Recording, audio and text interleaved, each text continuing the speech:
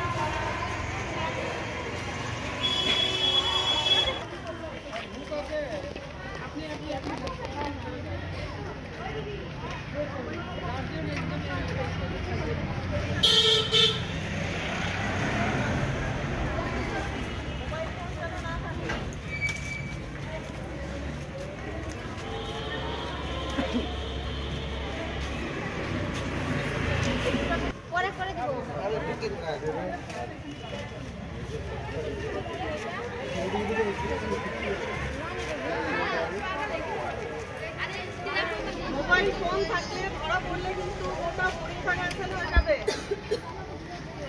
Malda girls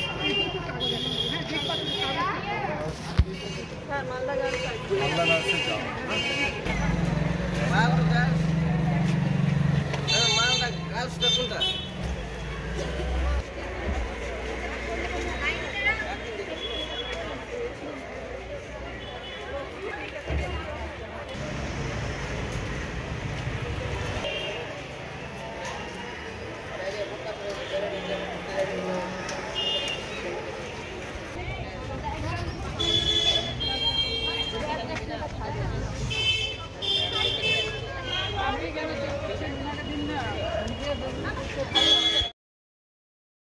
Bureau Report, News for Bengal.